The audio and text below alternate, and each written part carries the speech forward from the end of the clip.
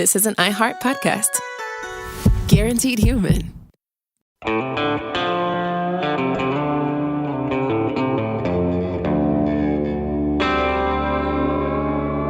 Body Bags with Joseph Scott Morgan.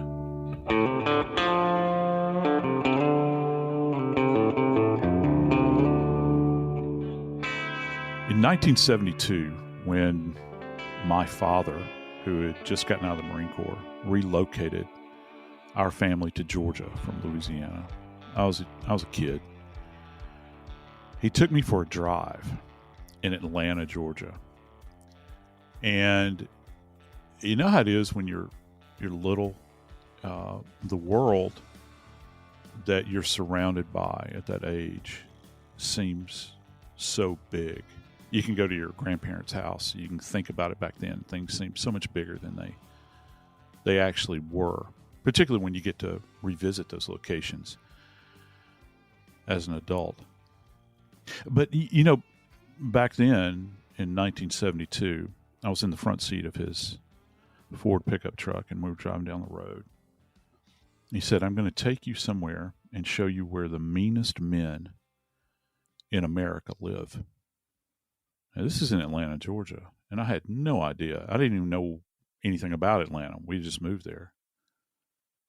So we're riding down the road, and suddenly I look through the windshield at his direction. He said, "Look straight ahead." And all I could see was this big gray mass of buildings surrounded by fencing. And as we grew closer and closer, those buildings filled up the entire windshield. You couldn't see anything but gray, massive gray stone. And what I was looking at was actually the federal penitentiary that is located in Atlanta, Georgia, and it looked scary. And as I came to find out later, some of the most notorious criminals in America had been placed there and had passed through there at some point in time. I was amazed at the names. And even as an adult, when I began to work in Atlanta as a representative of the medical examiner's office, every now and then I'd have to drive by that prison. And even in a passing glance, that child that I was back in 72 would reemerge, and I still viewed that place as very, very scary. But there's another scary place that is a federal facility, and it's located in Manhattan. And we're going to talk today about one of the former residents there. We're going to talk about the death of Jeffrey Epstein. I'm Joseph Scott Morgan, and this is Body Bags. Dave, I thought about you. You and I have so many commonalities growing up, essentially roughly the same circa, I guess. Mm-hmm. Do you have those memories of places that were daunting to you as a child, and then maybe you revisit them when you're older and it doesn't seem that way? When I was a kid growing up in Southern California, and as we would drive from where we lived in Orange County to my grandpa and grandmother's house in North Hollywood, we would drive by, downtown Los Angeles. You could see all the buildings, the important buildings. And I was a little kid, right. Okay? But I remember my mother pointing to one of the buildings and saying, "That is where Sirhan Sirhan is right now." Wow. And she would give it. We had 5 kids in our family, and my mother would give the history of who he was, and other criminals that were localized. But that's the one I remember the most was, and she said, "When you get older, you need to look into that." And she wasn't a conspiracy person, but she was very topical, current, active, in politics and things. And I remember this building, and it's a building like if you watch Dragnet or Adam 12 or any of the, shows from the late 60s and early 70s of crime in LA, they had the same building, the municipal building. And I remember that. And I remember I would always try to look at the top of it to see I wonder if he's looking out the window, that kind of thing. Cause I was a kid. No kid. And you know what? That building is so iconic. I think it's actually on LAPD's badge. Probably is. When you look at an LAPD badge, that building is on there. And it's really cool. Those badges are something to see. But yeah, there are those moments in time that, that you kind of drift back. Stepping back just a second, I have to say that the morning that he was discovered deceased, I had a producer at then HLN, that doesn't exist anymore, reach out to me and say, "Can you come to studio?" We would, and I'll never forget it. I was on air with this one of my favorite reporters, a lady named Elizabeth Pran, and the reason I really like her is her husband was a pitcher for the Braves, and she, I'd ask her about her husband, but I remember sitting there and having heard everything about Epstein over the years leading up to this moment in time where he was now confirmed to be deceased. I was thinking it was kind of a surreal moment, because they're flashing when you're in one of these studios, they're flashing up on the screen those big images, and you try not to look at the images because you're looking at the person talking to you. Right. I couldn't help it. I kept cutting my eye over, and I was thinking, they've got me here talking about this on a Sunday morning. I was amazed that I was having that conversation. And I remember then thinking, how in the world could arguably, I guess, one of the most recognizable, convicted and also continued to be accused criminals in the world be dead? Be dead in a federal facility that, when you think about it, I think that our mind often defaults to this idea that, okay, it's a federal facility. It's a lockdown. It's probably, arguably, maybe one of the most secure places in all of Manhattan, at least, right? If not the Eastern Seaboard. I don't know. But nonetheless, he was dead. They kept all the biggest, hardest criminals up there, but while they're in the process of heading to trial, his roommate, at the time, his cellie was a former cop who had killed 4 people, was a bodybuilder, steroid doing that, and was a big crime guy there. I mean, they had the biggest criminals right there. They did. Here's the key, though. You mentioned the day he was found dead. I remember before that, on July 23rd, when he was attacked in his cell or tried to commit suicide, depending. All right. We covered that on Nancy Grace. Got a phone call that, hey, we got to get on this story. And so before the death, we were going in depth. We'd already done a number of stories on Epstein and Ghislaine Maxwell, trying to figure out how to spell her name. And pronounce it. Oh, yeah, that was butchered so many times until we finally got to Ghislaine. Anyway, we covered it. For those of you listening to the program, Body Bags, if you don't know the Jeffrey Epstein story, we could start talking about it now. I looked over the timeline, and we could do 5 shows on it, not get all the information, and still not make it to where we're starting today. Right now, we're at the point where Jeffrey Epstein is in jail. He has been arrested and charged with a number of crimes, and they all involve sex with minors, with underage young ladies. And the abuse and rape, and it's pretty extensive because of his friends. He had friends that stretched all the way to the Royal Palace in England, to the White House in Washington, D.C., and many points in between. He's a multimillionaire. On July 23rd, he was already in prison. He was already at MCC. And we got this story that he had tried to commit suicide. We didn't know if he was dead. We didn't know what was going on. But it turned out that he had injuries. 1:27 in the morning, July 23rd, corrections officers responded to his cell where they found him with an orange cloth around his neck. His cellmate told officers that Epstein tried to hang himself. Medical staff examined Epstein, observed friction marks and superficial reddening around his neck and on his knee, and they placed him on suicide watch. Board of Prisons policy requires that inmates identified as suicide risks be placed on suicide watch until they're no longer an imminent threat. It means watching them 24/7 camera, not, all the time. And it gets less restrictive. But the reason this is important is because of what happened here. At first, it was his cellie saying he tried to commit suicide. But they looked at him like, well, the injuries don't match a suicide. It doesn't fit. And they're like, and by the way, why didn't you stop him? Or why didn't you tell somebody? And then it went, well, I'm not sure. And Epstein said he didn't know what happened. He didn't remember anything. At first, he said his cellmate attacked him. That was the other thing. He said his cellmate attacked him and tried to kill him. And then when they came back and they're like, okay, cellmate said you tried to commit suicide. You're saying it was the cellmate. And by then, Epstein changes his story. He says, I don't know what happened. I can't remember anything, and I'm not talking anymore. And that was it. Yeah, that sounds, obviously, I don't know. My first reaction to that, Dave, when you say it, is that this sounds like somebody that's terrified. And let's look back at this guy. We're talking about how much money he had. Just the home that he had in Manhattan, this brownstone that he lived in, I guess you would call it a brownstone. Some people refer to it as a mansion by New York standards. That structure alone is massive. And I think by anybody's standards, this guy has money. Obviously, they talk about Little St. James, the island. Who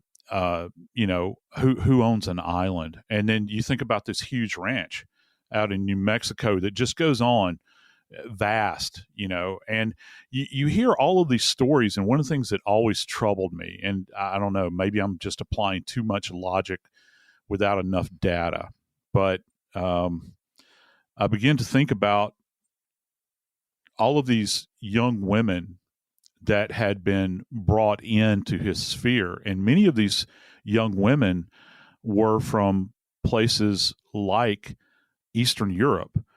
And allegedly, many of them were not just underage, they were significantly underage. And I had thoughts about this, Dave. So after you're done with these young women, do you put them back on a flight and take them to these nowhere places in Eastern Europe where they're recruited from? Where do you go? Do you take them into the U.S. and just like, a caged doves, you just kind of let them go and fly where they want? Or are they wandering around somewhere? What happened to all of those women, those young girls?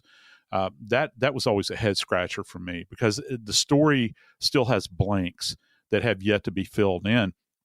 But I know this. I know that he's deceased, obviously, and under very suspicious circumstances. And for me, as a death investigator, what I have heard, and certainly now, based upon the photographs that have been released from autopsy, have observed, none of these injuries marry up with a classic presentation for hanging.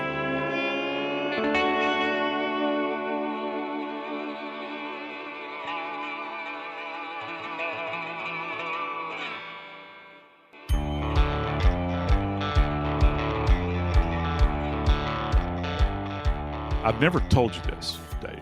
I hated working cases in jail facilities. And I've had to over the years. I've had to go for hangings, natural deaths. I've had to visit jail infirmaries for stabbings.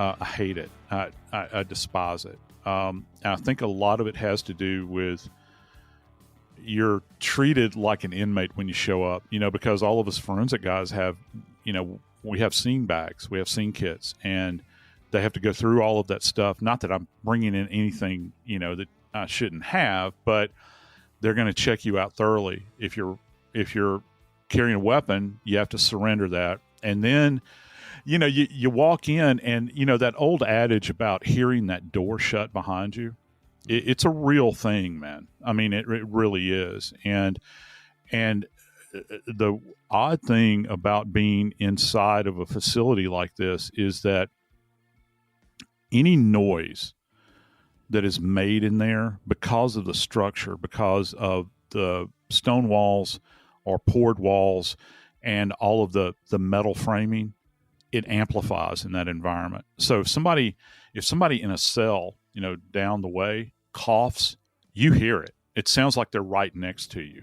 And so when you go to a jail to examine somebody, do you actually get them? Do you actually go to where it took place, like in the cell? Oh yeah, yeah. I've specifically done that. Not all people are removed from cells and taken to an infirmary, and that's one of the things that had occurred allegedly with Epstein. His brother had talked about it extensively, where when Epstein was discovered, one of the jailers actually the jailer had conflicting statements. He said that he tore and then he said he cut this noose away from him that is tied off of the top bunk rail. And let's back up and get to that. Yeah. Let's back up for a minute, Joe, because in reality, when you get there, I have a big question for you about this. Yeah, sure. Because when I wanted to set it up properly with July 23rd, 24th, because that attack is why this shouldn't have happened. The reason there is such a focus on August 8th, 9th, and 10th in Jeffrey Epstein's life and death is because of July 23rd, 24th. The man they think he's seriously injured. They go to his cell. He says, my cellie beat me up, tried to kill me. The cellmate says he tried to commit suicide. And then, as you said, he's so scared. He says, I want to keep this guy as my cellmate, and I don't know what happened. I'm not talking anymore. So, some threat, something happened. And they analyzed him. They worked with him. They put him on suicide watch. They did all the things they needed to do. But on July 30th, the psychology department sent an email to 70 MCC New York employees explaining the need for an appropriate cellmate for Jeffrey Epstein. They sent that because the cellmate that was leaving was the former New York cop who had killed 4 people, later convicted and sentenced to prison. But they knew that he was going to be transferred out of the cell on August 8th, and there needed to be another replacement. He was not to be left alone. Because of July 23rd, 24th, Jeffrey Epstein was not to be left alone. He was also supposed to be on suicide watch because of July 23rd, 24th.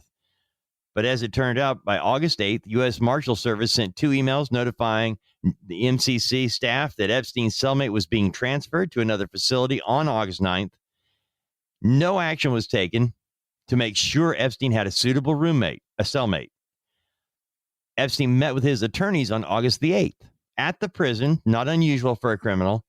But that particular meeting on August the 8th, Jeffrey Epstein signed a new last will and testament. On August 9th, Epstein's cellmate was removed. This is the lead up from July 23rd, 24th. There have been multiple emails passed. Do not let this man alone. Keep a roommate in there. His roommate leaves. Jeffrey Epstein's left alone. August 9th, after a meeting at the prison with his lawyers, the MCC New York staff allowed Epstein to make a phone call in violation of Board of Prisons policy. It was unrecorded, unmonitored. They don't know who he talked to. They know what he claimed to talk to, but they believe it was somebody else that he had a relationship with. So he's on the phone talking privately with somebody, and that wasn't recorded or monitored or anything. So no telling what he said. Epstein did say he was calling his mother, but they said it was someone else. Anyway, August 9th, inmates are locked in their cells at 8 p.m. Epstein is in a cell by himself for the first time. When they next found him at 6:30 the next morning, they found him dead. Now, before they cut the noose off and everything else, okay, tell me what was going on in that room in Jeffrey Epstein's cell, based on the information we have now, at 6:30 in the morning when the guy comes in there to check him and finds out he's dead. We'll deal with all the things that went wrong to allow that to happen. But bottom line, there was no cellmate as there was supposed to be, and he's dead at 6:30 in the morning. When he's discovered, according to the reports, his buttocks, he's in a semi-seated position, and yes, you can hang yourself while slumped, seated. I've had people on their knees that have hung themselves. You do not have to be fully suspended. He was seated, but his buttocks was roughly an inch to an inch and a half off of the floor. So when you have people that hang themselves, they have a tendency many times to kind of slip into it and slide slowly down. There's a term that's been floating around, and it's actually referred to as a soft hanging, as opposed to, just think back to Western movies with the gallows, which would be a hard hanging, where you have somebody that drops the force of their body. Jeffrey Epstein weighed approximately 180 pounds. But you don't have this dropping effect. You have somebody that is kind of slowly seated going down. But since his body is allegedly not being supported by the floor, where does that leave the weight? Well, the weight is totally being supported by this noose that has been formed and that is around his neck. Here's the problem. When they got to him, the guard, the corrections officer, said that he said he tore, then he said he cut the noose away.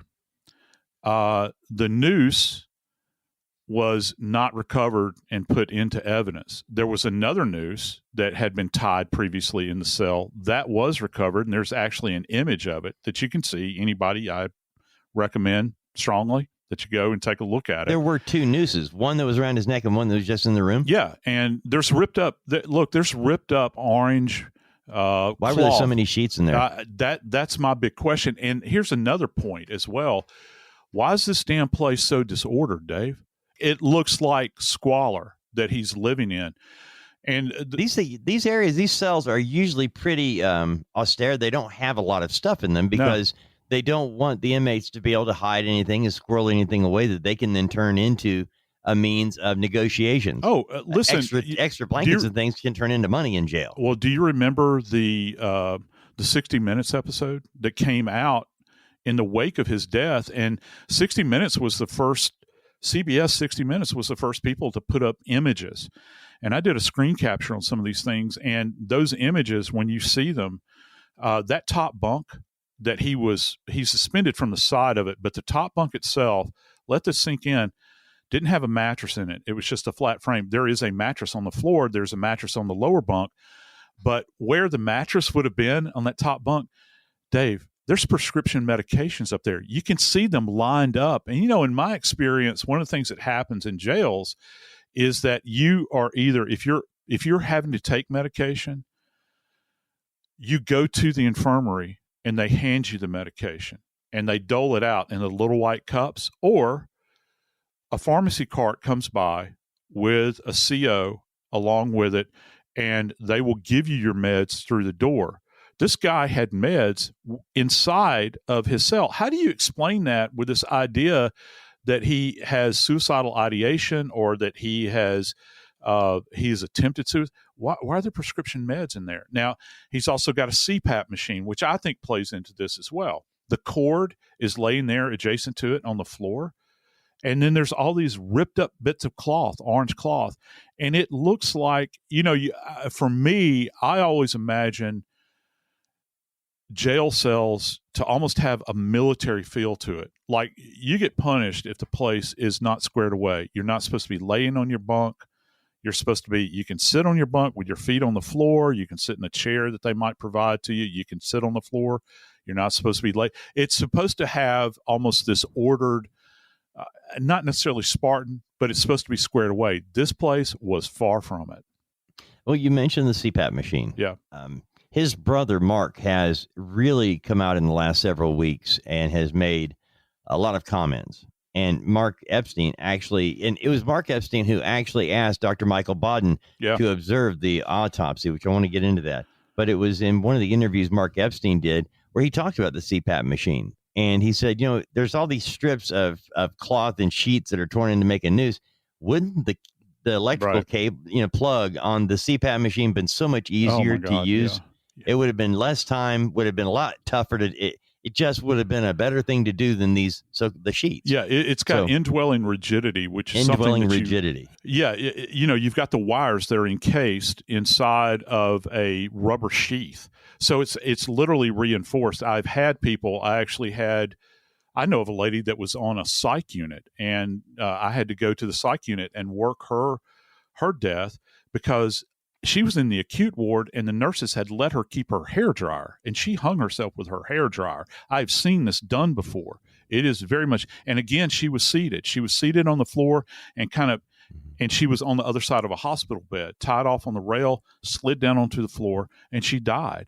So don't try to tell me that it's not possible for this to have occurred. And when you can facilitate it and you have this rigid, semi-rigid cord that would certainly support the 180-pound man, but you're going to defer to a piece of cloth to utilize it. And let's face it, this is not like high-end, material. It would be easy to tear, perhaps, and it's hard to fashion something out of it that would work effectively. I'm not saying it couldn't work. I'm just saying that it wouldn't be your first choice in a circumstance like this. And with all of those medications, certainly if you were that desperate to take your own life and you had access to these, why wouldn't you do it? Why wouldn't you take the backing off of the CPAP machine, plug the bare cord into the wall, and hold on to the ends of it and electrocute yourself? I don't know. There's any number of ways you could do it. But yet he chose, according to them, to rip up sheets or clothing and utilize this as some kind of homemade ligature. It just doesn't marry up in my mind, Dave. Well, it also seems like if you were going to take your own life in a jail cell, you would be mindful of guards walking by, watching video, and you would constantly on the alert for somebody to catch you. And I would think, considering what happened July 23rd, 24th, with whatever happened there, whether he was attacked by his cellmate or tried to commit suicide, he knew that at 1:30 in the morning they would get found out fairly quickly. He wouldn't have a bunch of extra scraps of cloth ripped. He would just get whatever he needed and start and do it. Just get it over with. Yeah. And you've got this other cord that would work better. So why are there so many strips of unused cloth, like he's doing a project for school, instead of just getting whatever I have to do to kill myself before the guards come back? Yeah. And in my history of working suicides, people think that it's kind of this long, drawn-out process where people will sit down and write this long note. Notes are the exception, and most of the time.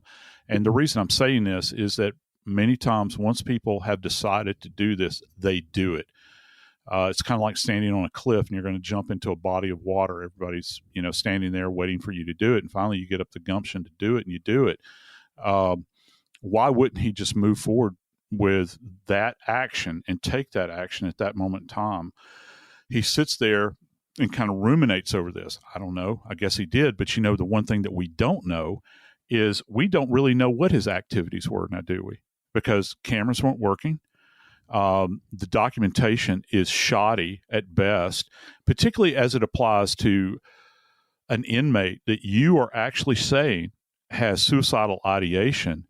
You need to be on this guy 24/7. And listen, you cannot lack this.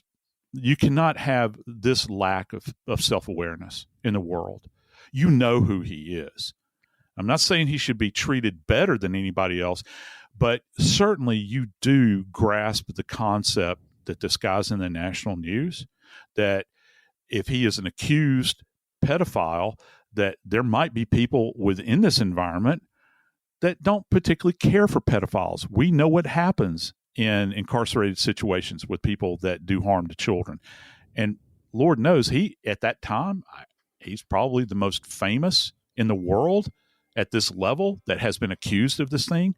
And having done this over and over and over again, it would seem that it would compel the staff to be even more vigilant, if you will. But of course, in the case of Jeffrey Epstein, that didn't happen.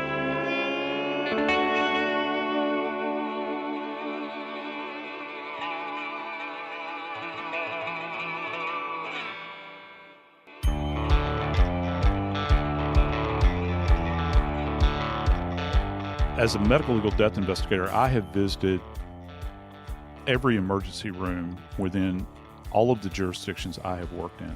You spend a lot of time in emergency rooms, believe it or not. You show up, if you're working for the coroner, the medical examiner, because that's where the remains are. And you're notified. You're the first person notified when somebody dies. Many times I'd go to the emergency room just so I could take a look, maybe do my own examination, take photos, and then I would determine at that moment in time if we needed to bring the body in for an autopsy or just release the body. But Dave, the best way to observe any dead body is in its pristine state. inside in the cell. in the in cell. This case. In this case, in the cell, but that didn't happen. And even though Jeffrey Epstein was taken down and then removed to the infirmary, they didn't stop there. They went on to a hospital at that point in time. To get everybody caught up to where we are with the body, because we've got to get into the autopsy, but Epstein wasn't supposed to be alone. He was. The guards were supposed to be watching. They were supposed to be going by every 30 minutes at least, and they were supposed to be watching on video. We now know the video cameras were not working. We know that the guards did not check the cell, not just every 30 minutes, not just every hour. They probably were asleep and or on the internet, Googling things, Facebook, whatever. You mean the guards? You mean the guards that were convicted? Yes, the guards that were convicted for not doing their job and then lying about it. Yeah. Yes, those are the guards I'm talking about. I just wanted to make sure. Yeah, I'm glad you got that in, because it's an important part of the story that went into this, because suicide or murder. Well, that's what we've got to know. And right now, Joe, I have a lot of suspicion about how many times they were warned, don't leave him alone. How many times they were warned, watch him, who took him off suicide watch when they knew that this guy was a potential threat for suicide. Right. But when they took his body out of the cell, he could have been dead for up to 6 hours at that time, Joe.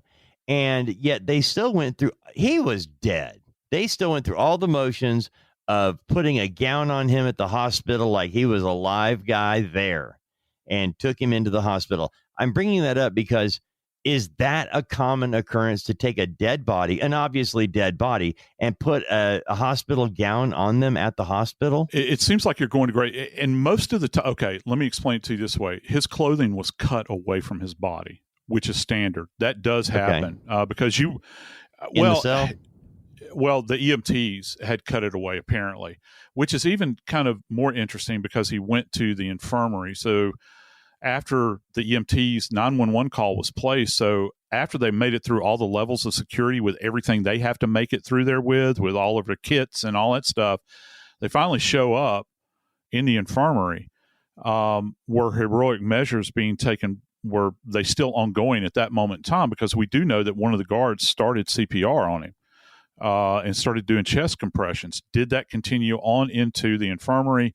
And then the EMTs took over at that point in time as they were transporting him to the hospital, to the emergency room. But back to your question about, is it common for them to put a hospital gown? I've heard some people call them a Johnny coat, which is kind of interesting. Ties in the back. We've all been subjected to this humiliation in our lives, probably.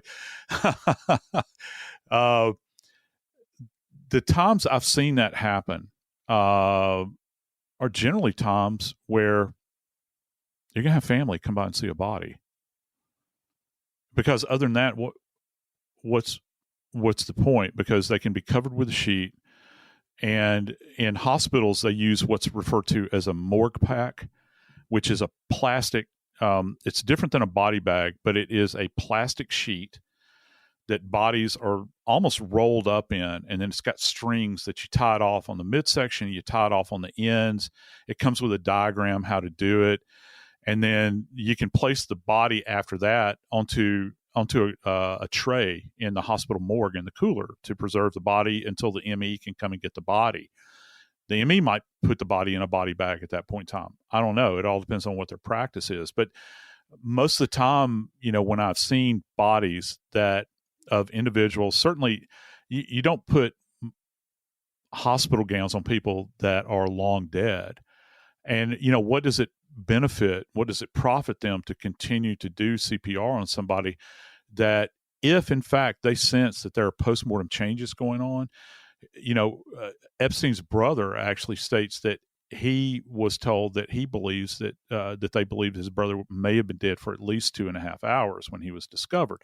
By that moment in time, you're going to see evidence of things like postmortem lividity, the settling of blood, which we've talked about extensively on body bags, rigor mortis. You'll be able to notice some rigidity in the jaw, which, by the way, would make it very difficult to intubate a person, because you have to open the mouth to get the tube in there, which is one of the steps. If you've got somebody in full cardiac arrest and respiratory arrest, you want to get oxygen flowing. Well, it's it's counterintuitive, right? If somebody's jaw is clenched because of rigor mortis, that's an uphill battle. And for anybody that has any sense about them relative to changes after death, you're going to recognize that.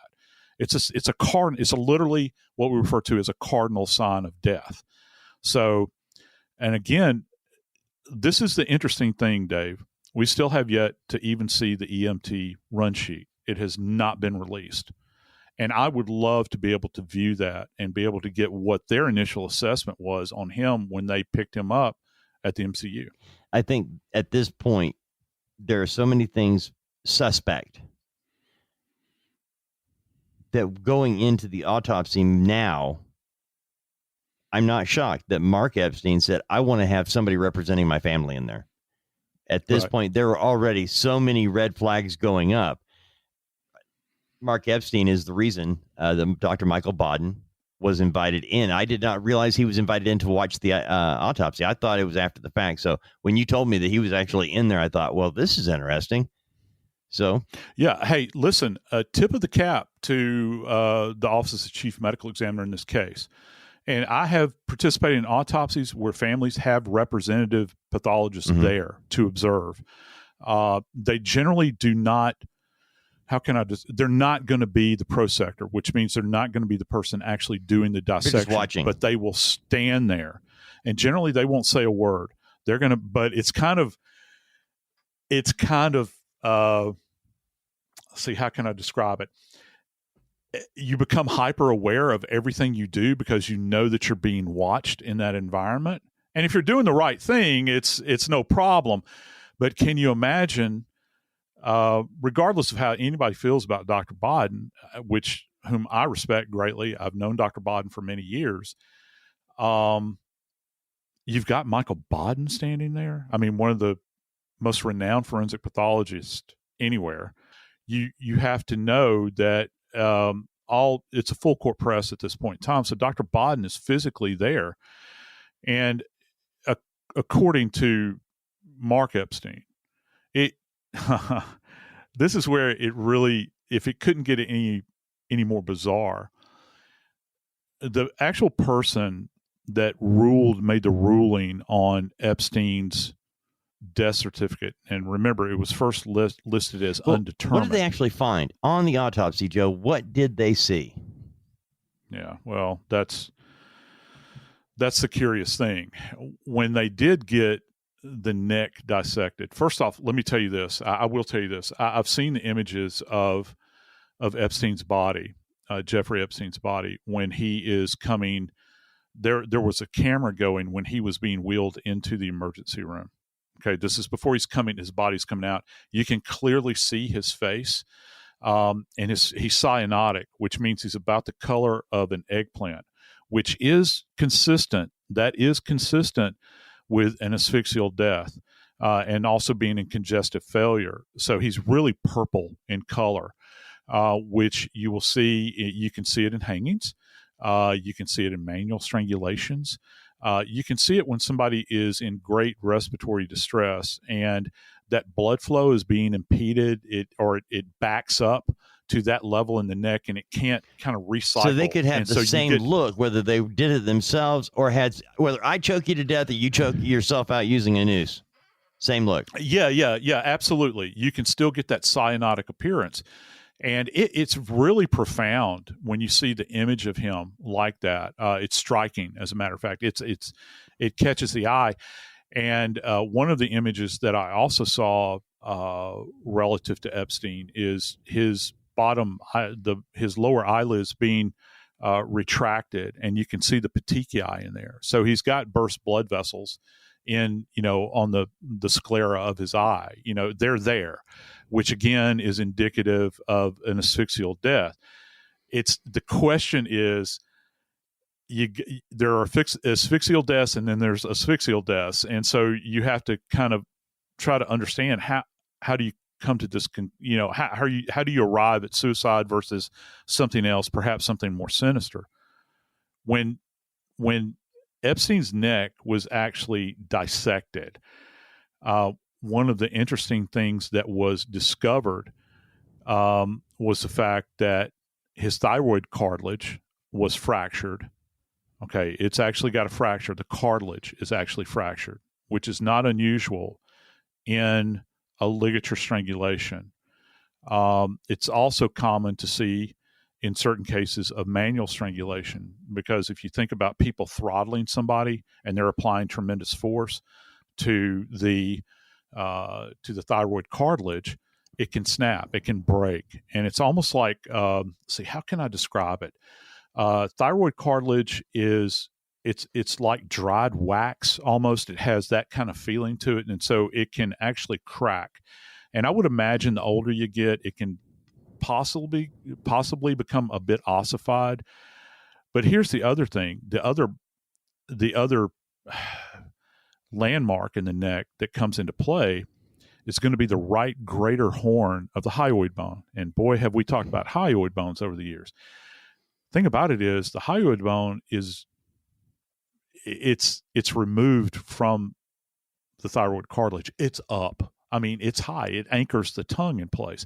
And the right greater horn, if you think about it, I urge anybody to just Google it. You can look it up and see what it looks like. So it's the right aspect. It looks like a horseshoe. So imagine the right aspect of the horseshoe, the very tip end of it. It's fractured right there. I think Dr. Bodden said he may have seen another fracture along there, but at least I know the greater horn is fractured, and then the thyroid cartilage is fractured, and it's both on the right side. So how do you arrive at that with a piece of cloth that you've tied to the bed, that it doesn't have the facility for you to jump off of to generate enough energy with your 180 pounds to deliver that kind of force to that specific region where that's going to occur? Now, is it possible for somebody to sit in that slumped position with that direct pressure on there, Dave? And over a period of time, maybe it snaps because of the ongoing pressure? Did he sit down forcefully? Could he have generated enough energy to have sat down that forcefully? Perhaps. But this is one thing that you cannot escape in this case. I don't care how far and how fast you run, you can't get away from the fact that when you see the exterior of Jeffrey Epstein's neck, that furrow that is on his neck runs parallel to his shoulders. That means it goes straight back. That's not the way nooses work, Dave. Nooses it has an apex in the back. Where the knot is tied, it generally goes up behind the ears and comes to a point right there. And we actually have a term in forensics that's referred to as tinting feature, TENTING, not TIN like tinting on a window.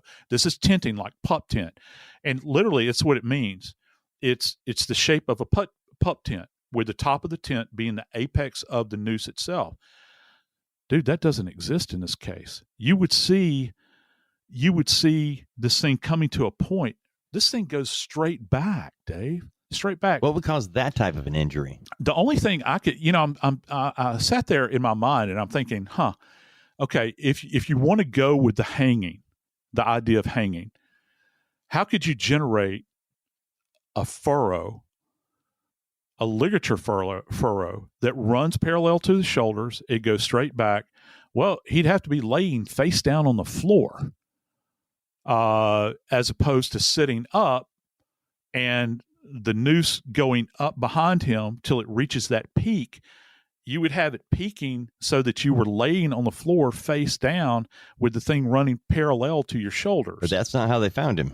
No, it's not. How did they find him? Well, they found him, according to Mark Epstein and according to the reports, with his buttocks 1 inch to 1.5 inches off of the floor, which means the body was being supported by the ligature or by the noose.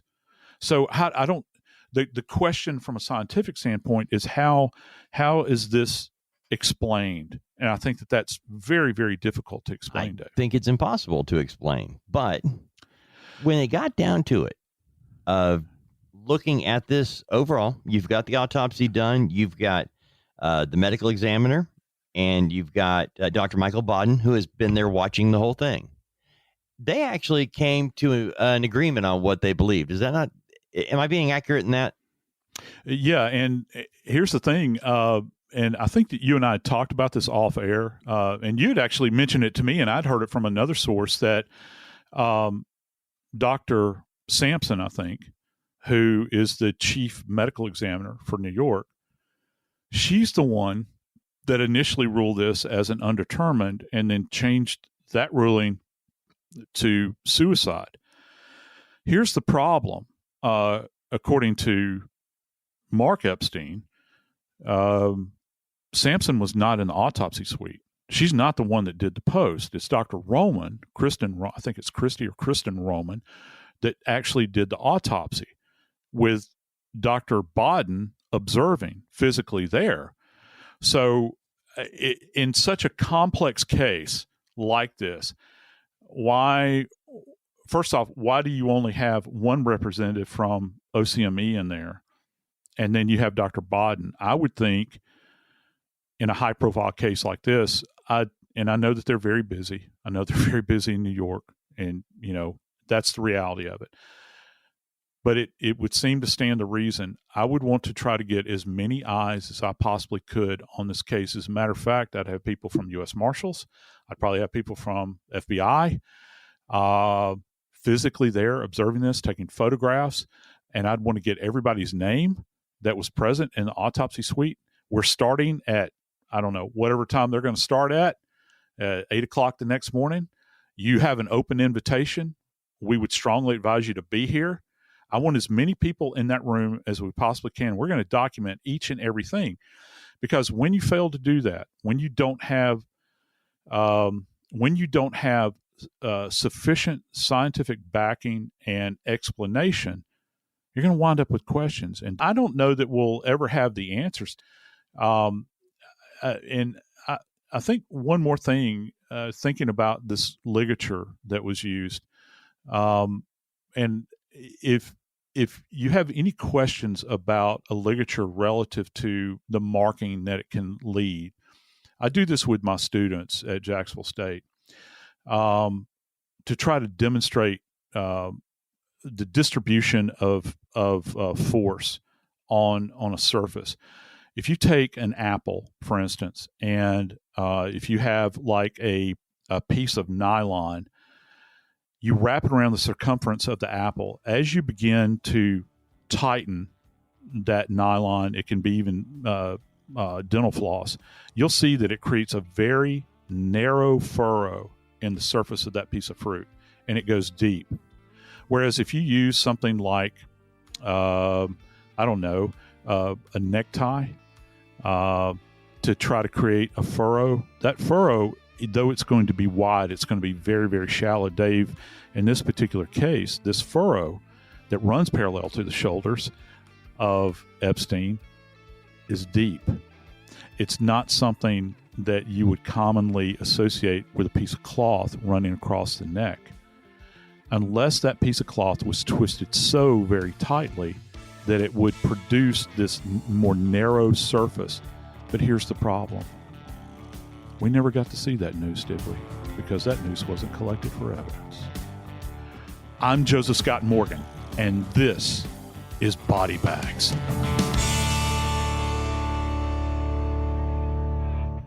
This is an iHeart podcast.